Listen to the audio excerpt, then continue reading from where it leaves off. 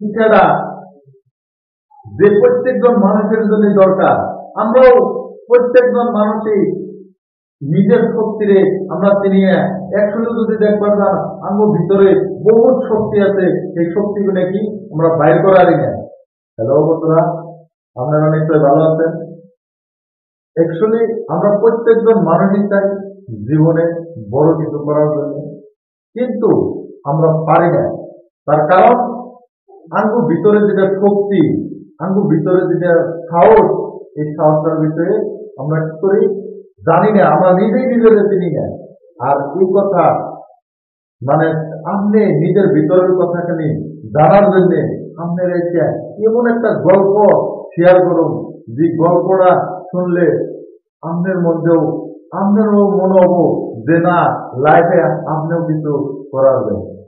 এই গল্পটা হলো কি, এক জঙ্গলে একটা বাগাতাল, সেই বাঘে ছোট্ট একটা ছাউ রেখে মানে কি মরে গেছে। মরে যাওয়ার পরে সেই ছাউটা কিছু বুঝে নাই, না বোঝার জন্য একটা বেড়ার পাল আসাল, সেই বেড়ার পালের মধ্যে জায়গা থেকে দিনে দিনে দিনে দিনে বড় হয়েছে।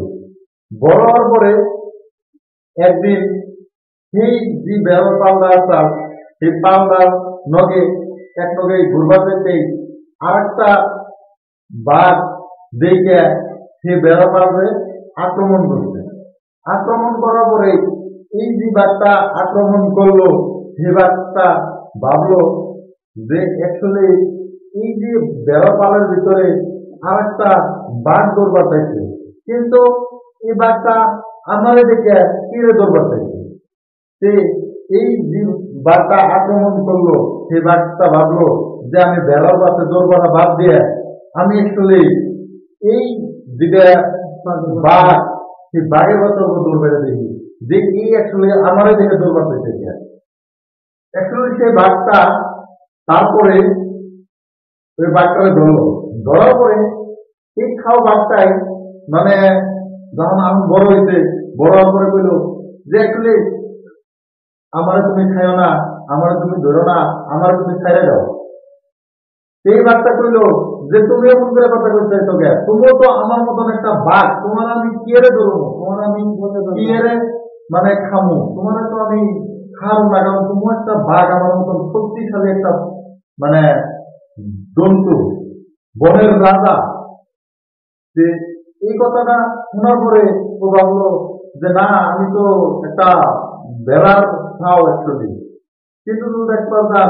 তারপরে এই যে বড় বাঘ এ মানে বুঝলো যে অ্যাকচুয়ালি এর মধ্যে কিবা না কিবা চলতেছে।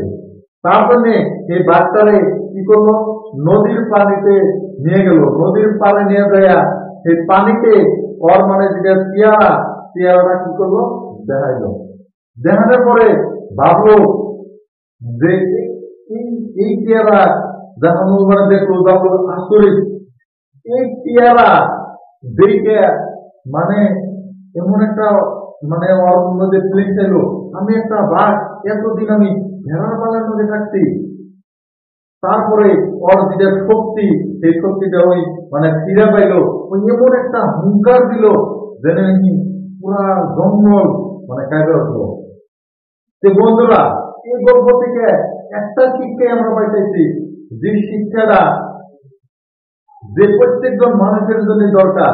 আমরাও প্রত্যেকজন মানুষই নিজের শক্তিরে আমরা চিনি না।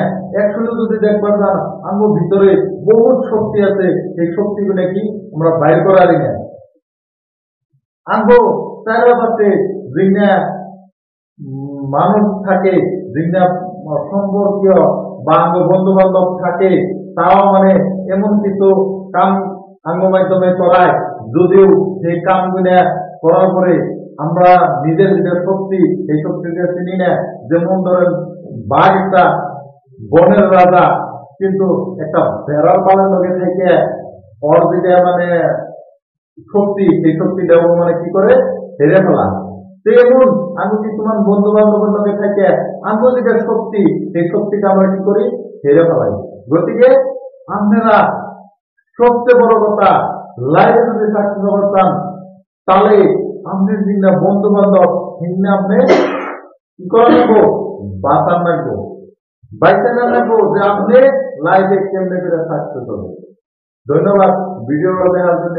যদি ভালো লাগে